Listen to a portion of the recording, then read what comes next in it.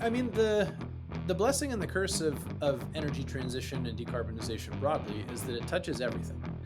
So that's a blessing in that, like, literally whatever is happening in the world, like, has a climate angle, right? Has an energy angle. The curse is that means, like, oh man, like, all of this stuff needs to change if we're going to do truly like a global transformation.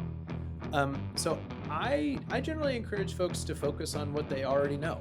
I truly believe that whatever you would say you are actually good at, there is a energy transition, decarbonization, climate angle to exactly that thing.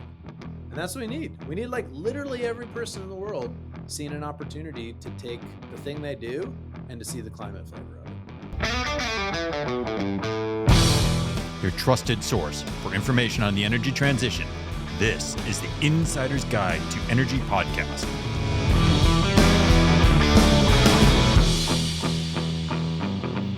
Welcome to Insider's Guide to Energy podcast. Today we have with us Chris Tolles, the CEO and founder of Yardstick, a soil carbon measurement and verification technology platform. Chris, it's great to see you here. Welcome to the show. Thank you. So, Chris, start us off. How big of a market are we dealing with in soil carbon, and why do you think this has been a underappreciated sector of the voluntary carbon markets? So to answer the first part of your question, we have to define what is soil carbon. So I'll give you a few scenarios. Scenario one is a VCM definition, voluntary carbon market. We're looking at future purchase of offsets. Estimates range from nothing to, $1 trillion, which means the real answer is nobody really knows. I think what's clear by now is that despite a lot of the controversy and failure, especially of forestry VCM activities of the past, they're not going away anytime soon. And that's just like per IPCC as well. Like, whether offsets are embodied in a voluntary or a compliance market is sort of a secondary question to me at this point. The point is, like, there is no net zero without offsetting activities, without a combination of an emitter and a negative emitter, if you will. And the particular value of VCM is uncertain. So, of course, the particular value of soil carbon as a component of that is uncertain. In the VCM, as you know way better than most, there are lots of different flavors of project development. Soil carbon is just one of them. Typically, what soil carbon looks like in practice is reducing emissions of agriculture. We refer to soil carbon for marketing reasons, but what's typically credited is actually the net change in total emissions of an agricultural operation. So while Yardstick focuses on measuring soil organic carbon stocks and stock changes, that's one piece of the total MRV puzzle of a soil carbon project. Again, estimates range, but there's 12 billion acres of agricultural land on Earth, and they could all be managed better or differently. So even at modest tons per acre per year type estimates, it's big enough to really matter. People disagree about whether it's gigaton scale or not in absolute terms, but it's big enough to be one of the largest areas of interest of changing management practices. And it's also certainly one of the largest existing pools. Because the other dimension here is not just how can management practices change to improve emissions from agriculture, but how do we stop degrading soil organic carbon stocks as a source of emissions themselves? That's not a singular answer, but herein lies the complexity of soil carbon. Welcome to my world. Big enough to matter is the short answer. So I want to jump in, Jeff, before you move on here. For those of us that aren't totally tracking soil carbon projects, what exactly is a soil carbon project? Yeah. So let's give two sort of canonical examples. The first will be in an offset context. These are companies that want to sell offsets on the VCM. Most visible project developers there are, for example, Indigo here in Boston, or a company called Truterra that got spun out of Land of Lakes. These are folks that are recruiting farmers and ranchers, as well as other land management, but those are the predominant types in the US, and saying, hey, right now you farm this way. If you farm differently, emissions will change. I can get you paid for that difference. So farmers say, okay, this looks attractive or this doesn't look attractive. I'll agree. I'll sign up for this. And yes, I promise that I'll change my practices. And I agree that you'll be able to evaluate whether I actually did change them or not, or if I change them, whether I unchange them in the future. Generally, that's a combination of changing farming practices like cover cropping or tillage, which is the farmer word for plowing. Non-farmers like me will think of it as plowing. Both of those activities can be employed well or poorly in different circumstances. The point is, you can draw from a different set of management practices when the performance criteria for your agricultural operations are different. Historically, we've not cared a lot about your emissions, which means we've been optimizing only for yield. All of a sudden, wow, a different thing matters. And so, of course, there's going to be a different way to farm. Other examples of things you can be doing are farming different combinations of crops, increasing rotations. You could be exploring agroforestry, which is like intercropping, permanent tree species with annual crops like corn or soy. You can also be looking at sort of emerging novel technologies, fancy soil amendments that claim to increase the soil carbon removal potential of your soils. There are companies like Loam Bio in Australia or Andes Bio here in the US that are focused on sort of the soil microbiology angle. You could buy their stuff and you could spray it on your crops, right? The point is the methodologies prescribe that you're credited on a change in emissions. What you do to get there is the business of being a project developer. In the second scenario, which we'll call insetting or scope 3, the only difference is that it's a food brand or another company with an agricultural supply chain that's doing the same stuff within their own supply chain. So the only difference is they're not looking to sell offsets. They're looking to reduce their actual emissions within their own supply chain in pursuit of their own SBTI aligned, typically net zero goal. But the what a soil carbon project looks like is pretty identical in each of these instances. You're saying all of a sudden I do care about emissions, and so how can I farm differently to reduce emissions or increase carbon removal without impacting the other economics of the farm, which are of course most closely tied to yield. It's not a good trade to get a small amount of carbon market revenue if it costs you 40% of your primary revenue, which is selling corn or selling beef. So just to repeat back, Chris, to make sure I'm following. So if I'm a farmer and I want to reduce carbon from my operations, I can do management practices like changing the amount or the type of fertilizer I use. And of course, nitrogen based fertilizer coming from methane is one of the largest sources of emissions in operations. The second one you mentioned is changing crop types or the interaction of those crops. And then the third one you mentioned is microbial. When you talk about carbon going into or out of the soil, isn't that all a microbial process? Soil is mostly microbes, and we're talking about decaying organic matter that emits, just like we would see in a forest. And you can change the behavior of those cultures so that they are either releasing carbon or sequestering it. Am I on the right track here? Exactly, yeah. But again, I want to disambiguate a total emissions lens on agriculture and a soil organic carbon stock and stock change perspective. The latter is absolutely microbially mediated the way you just described. Soils are alive. Corn is alive. There's this crazy combination of organisms above and below ground that result in compounds moving through the soil profile, root exudates, things that are decomposed underground and are gaseously emitted directly from the soil. Wild, complex communities that we're barely understanding that all mediate the formation or decomposition of soil organic carbon compounds. That's what Yardstick measures. Fertilizer is the first example, though, which is changing total emissions without necessarily impacting soil organic carbon on a farm. That means the simplest way to reduce emissions in farming is just apply less fertilizer. And many agronomists, especially in the US, would say that we already aggressively over apply fertilizer. However, if you're a farmer, excuse me, you can look at that as the cheapest insurance policy ever. So are you really going to put yield in the line in pursuit again of this kind of interesting but not yet super economically compelling carbon markets thing? That's the trade-offs. And I think that's a great way to think about these two buckets of practices. One is about influencing non-soil organic carbon stock emissions. Apply less fertilizer, drive your tractor less because you're tilling less. And the other, which again is Yardstick's direct technology focus, is quantifying soil organic carbon stocks and stock changes. They're both at play. Let's talk about that, because having worked in a microbiology lab can attest to just how fragile these systems are. People talk about their car batteries dying. I was working on a microbial fuel cell, and you could actually have the system Yeah. die because it is living, to your point.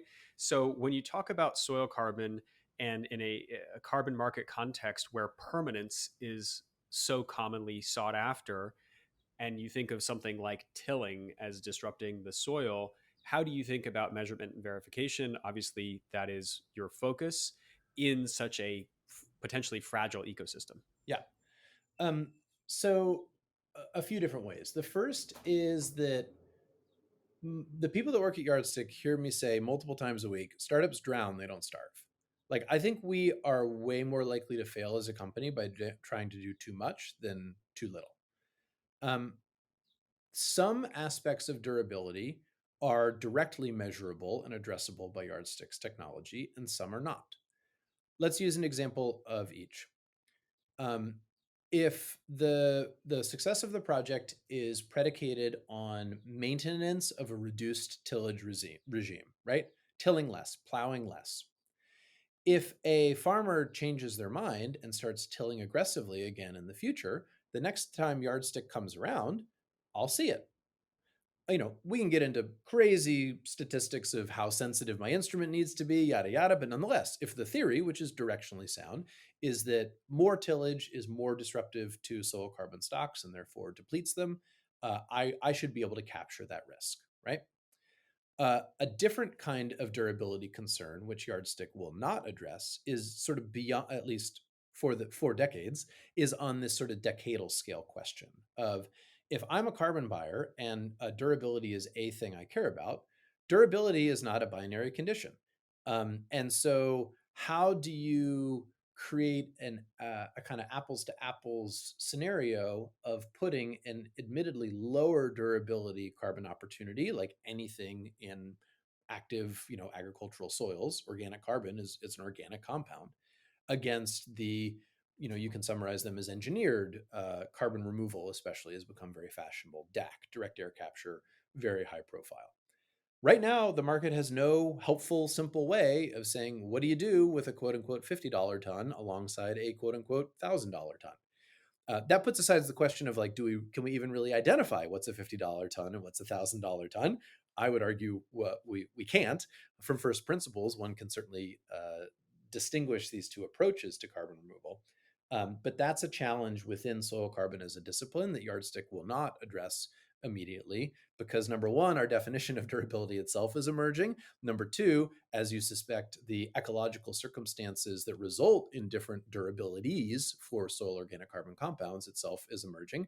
And number three, Yardstick's only been around 3 years. So we can only observe, so much maturity in soil carbon projects at all. Which means part of the fun here is going to be to see, as these markets mature, how does this shake out? But arguably, that is really just a buyer preference. It's a strategy question. It's not actually a science question that Yardstick is going to be helpful with. I think I'm getting my arms around what you're saying here, but I have a few questions as we go. So, if you look at yield as what the farmer's major goal is, and you're tracking what's going on, and they try the new system and they say, well, that's just not going the way it wants, so we need to till more often, so we're going to till again, and then you're going to detect, because you're monitoring what's happening, saying, okay, well, you said you were going this path, you didn't go this path because for whatever reason, there's some reason you felt you had to change your trajectory. What is the outcome? What is there, an economic outcome? I mean, the farm makes money when it's selling yield. Is it making money on the carbon reduction as well, as you're saying? Is that what they're afraid of losing, which is the bigger pile of money? Exactly. Well, yes and no, respectively. So, first of all, I want to make a slight modification to your first statement. Yield is not their goal. Gross margin per acre is their goal, right? Now, the fertilizer industry has done a great job of shortcutting that logic to say, no, yield is your goal. But ultimately, you feed your family or you pay dividends, with net income, with gross margin per acre. And so that's actually one key sort of like cultural and communication challenge and opportunity within soil carbon as a sector, within regenerative agriculture as a sector, is many farmers, like all consumers, myself included, are enthralled to the marketing of the fertilizer companies and the seed companies. Let me interrupt and ask you a question. So, Yeah, I think of like the ADMs of the world, or the mega farmers, really, yep, at least in North American farming, right? So you've got the picture that we see, on American postcards or Norman Rockwell of the farm. yep, But if you look where a lot of farming is, aren't they mega farms? These big industrial complexes. They're finely tuned businesses. I would think. Yes. Yes. So the split here is essential. The percentage of acres that are managed in this sort of quote, I don't like this language of like more sophisticated, because like small farmers are very sophisticated. They're just sophisticated in other ways. But for the sake of simplicity, let's say, more technologically sophisticated farms. They are the bulk of the acres. They are not the bulk of the number of farms. So there are a very large number of small farms, especially when you're combining things like large commodity row cropping in the Midwest, which has a smaller number of larger operations. In contrast to, we forget, like produce is agriculture, right? So lettuce is not going to compete with corn in Indiana, regardless of where it's grown in the country. So you're both correct and you're not correct, depending upon which sort of way you're slicing the data.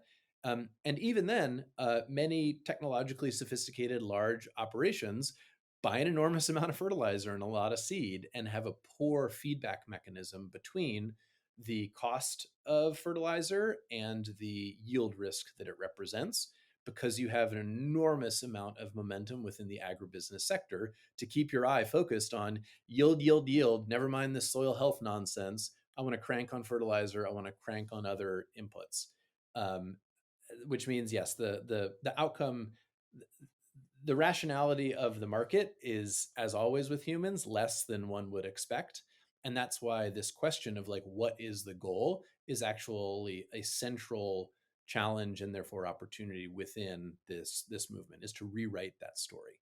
The best example of this is the work of our primary scientific collaborator, an organization called the Soil Health Institute. And I think they did 30 farms across 8 states, and they looked at per acre partial budgets.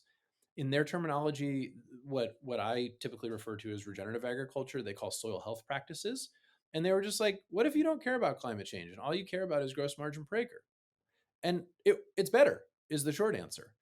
You have reduced input costs, and that work, which is amazing, is nonetheless like not transformed the agricultural industry overnight, because there's a lot of headwinds, and soil is inseparable from place. So arguably, you look at that study and you're like, well, I'm not in that county of Iowa, and you're right. So the challenge here is describing a set of practices that can balance these competing interests. And right now, the interest in yield, yield, yield, yield, yield at all cost has been dominant, and that will take a long time to change, because entrenched interest, and this is the aircraft carrier that we're talking about here. Chris, tell me about co-benefits. And it sounds like if it's just framed in terms of yield and a farmer is sacrificing yield or at risk of sacrificing yield, then they won't take action. Are there other benefits that they might see from implementing a soil carbon improvement regime? Uh, yes, but again, I want to challenge the premise of the question a little bit. Uh, a threat to yield is acceptable so long as a threat to revenue or gross margin is not, right? And that's actually one of the central insights of a lot of these analyses is, in a growing planet, one does need to be intentional about yield, right? And that's actually one of the most valid criticisms of the so-called regenerative agriculture movement is, great, you made carbon negative beef and you need 3 times as much land for each pound of beef. Like, that's not a solution, right? Because where's that land going to come from? The rainforest is the short answer. That said, a lot of the analyses show that if you can get out of the yield, yield, yield game and think in terms of the thing that, again, actually feeds your family, some threat to yield is probably acceptable, especially if we're investing in the long-term productivity and health of the soil. Okay, great. That point aside, I can address your co-benefits question. The short answer is absolutely. But again, the causal relationship between this specific set of management practices and these specific positive co-benefit outcomes is elusive, because soils are complex and agriculture is complex. And it's this wild intersection of temperature and soil type and irrigation and how your seeding equipment was set up that day. So directionally, I think there's broad consensus within the soil science community that lower disturbance practices like reduced tillage are directionally good for a lot of soil microbial activity. The metaphor that's often used is, when you take soil tillage, literally flips the soil a lot of times. If someone took your house and turned it upside down, like, you would be unhappy, as would be your children.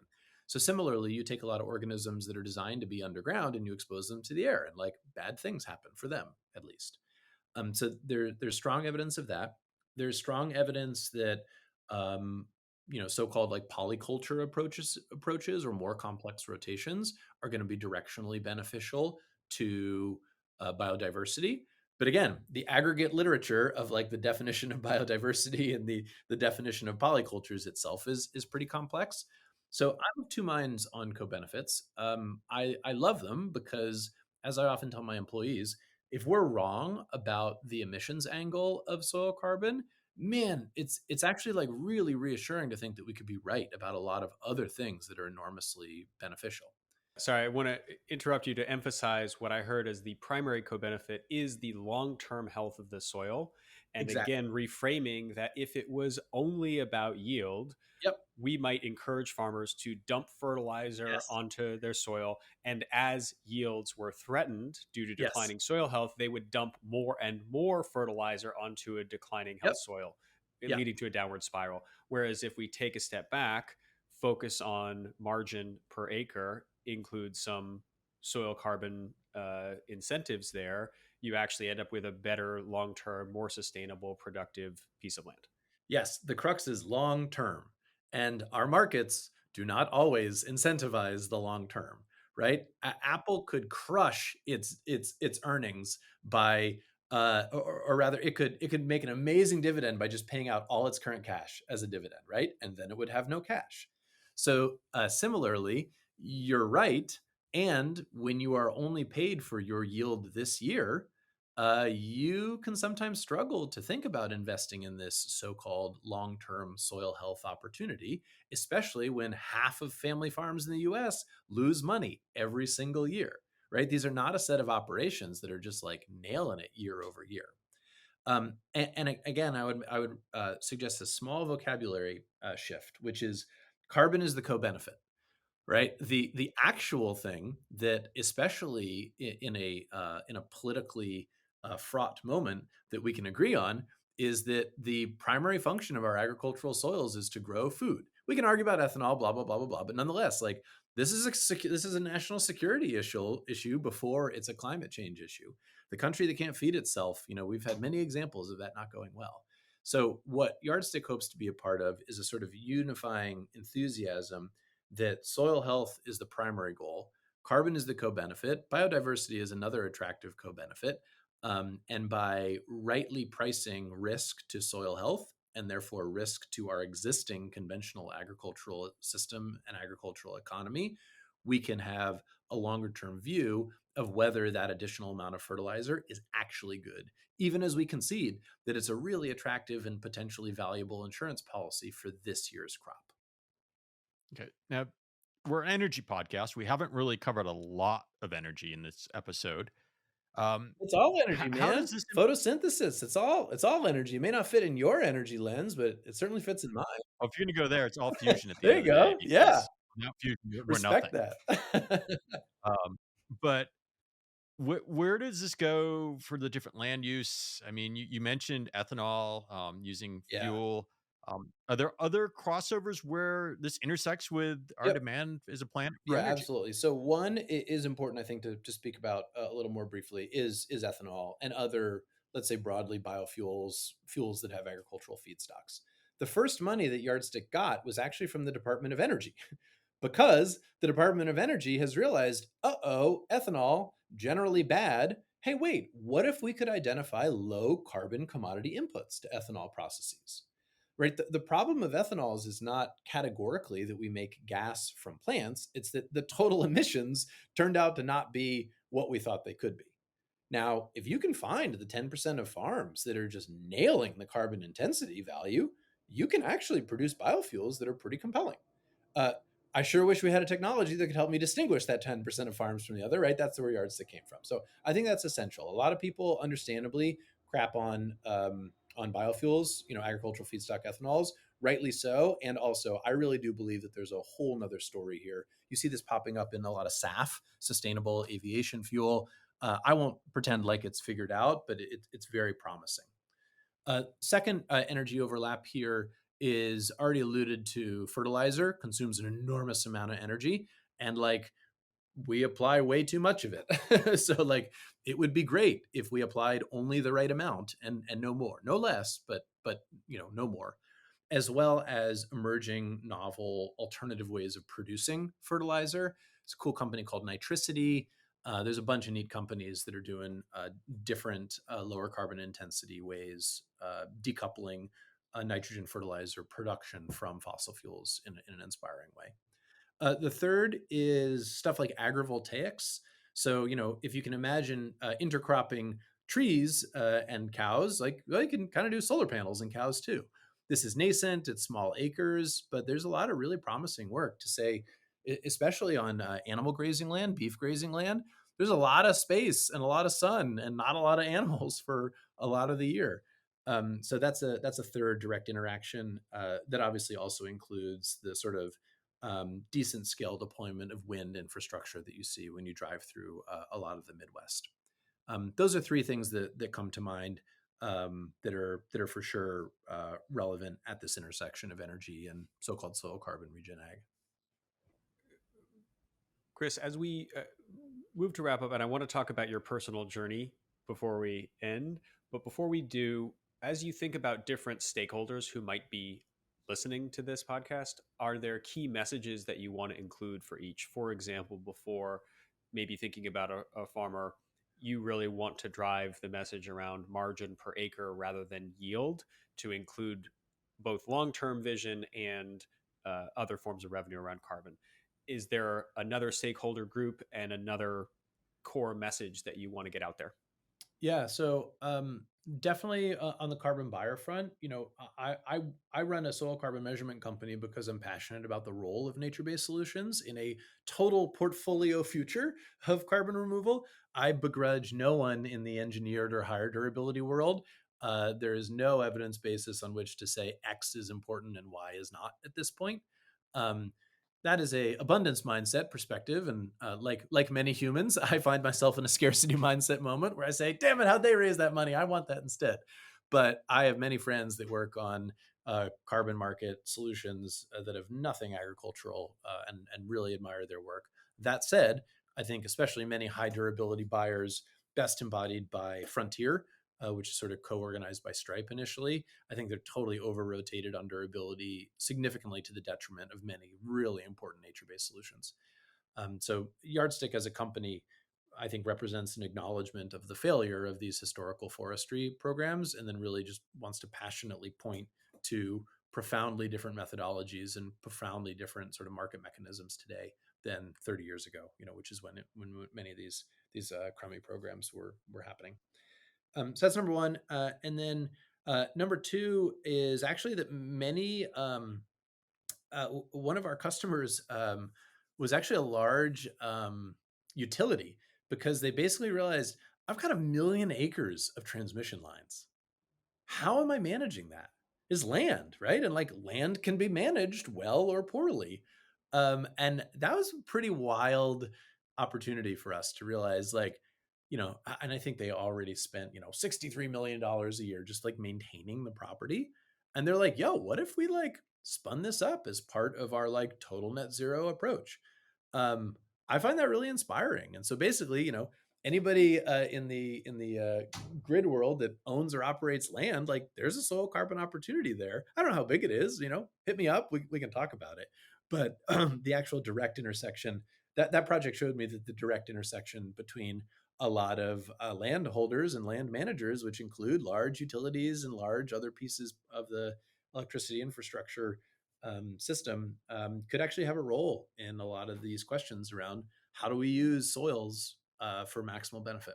So how do they go about that? Let's peel back the layers there because you got my attention there. So you've got this large linear asset, a bunch of land just kind of sitting fallow, and you have vegetation management to keep the world from burning down or to have issues.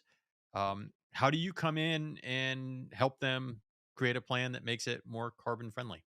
We don't. We only measure it. So this is where kind of the role of a project developer, which is like the least helpful, most generic name ever. But Yardstick is very clear that we know a lot about measuring soil carbon, and we don't actually know a lot about farming. Some of the people who work at Yardstick know a lot about farming, but our role is actually not the agronomy and sort of like management plan, the management transition part of the puzzle. That we leave to people who are in that location, who know that culture, that climate. Anyone who has, national scale ambitions to inform agriculture is like probably a fool. And so instead, in this case, this particular utility, they were like, hey, we actually know a lot about our land, and we can hire an environmental services firm to help us answer exactly that question. Yardstick's small piece of the overall puzzle, important piece, I believe, but nonetheless small, is really just to provide the measurement services that help them substantiate, did it work or did it not work? And do you put like IoT sensors type throughout their property? Because I heard you early in the interview talk about, well, hey, we need really sensitive sensors to figure out what this farmer's doing. Yep. So you've got this asset. What are you actually doing? Yep. So it looks like a big hand drill. We can put a video in the show notes if you like. But imagine a giant hand drill, and you drill into the soil, and it tells you what's going on. So yes, it's IoT in that like it connects to the internet, but it's not placed durably. So our teams visit each property on like a 3 to 5 year measure window, and we move around the farm taking spectral data. Spectroscopy is the technology. We collect spectral data at different individual locations, but it's nothing that's buried. It's nothing that's left behind. Chris, did you ever imagine 10 years ago that you would be talking with this depth and passion about soil carbon and farming? How did you get here? Yeah, soil carbon and farming specifically, no. A thing entirely outside my training, yes. I mean, 10 years ago, I was graduating from business school, and I was pretty sure I didn't want to join a startup again right away, but that eventually I would end up back there. And my jam is science commercialization. So what I'm good at is taking a thing out of the lab and bringing it into the real world. And that means by definition, I'm working on things that I don't know a lot about, right? And have no background in. So it's not entirely surprising, to be honest. I definitely couldn't have named soil carbon specifically, but my career up until then and since has just been a pretty wild combo of like things that I believe matter to the world, right time, right place, right technology maturity. And then I know how to make money. I figure out how to make money is my role. I'm a designer by training. I went to RISD, Rhode Island School of Design undergrad. I have a degree in furniture making, but very quickly had an early career experience of science commercialization and realized like, wow, there's a lot of potential there, and I got to be good at the business stuff as well. So that's why I went to business school to be taken seriously as a business person. I learned a lot, but like I didn't really learn that much.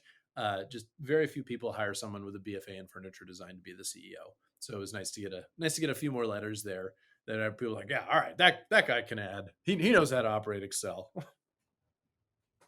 And what advice do you have for people listening who might want to contribute to the energy transition or sustainability, but feel maybe less confidently that they don't have a background or they don't have a scientific understanding but want to help? What message would you send to them? I mean the blessing and the curse of energy transition and decarbonization broadly is that it touches everything. So that's a blessing in that like literally whatever is happening in the world like has a climate angle, right? Has an energy angle. The curse is that means like, oh man, like all of this stuff needs to change if we're going to do truly like a global transformation. So I generally encourage folks to focus on what they already know. Like if what you're into is like accounting, like guess what? I work in carbon markets. We need some accountants that like know how that stuff works, right? If you're a mechanical engineer, obviously the hardware infrastructure of a decarbonized world is enormous.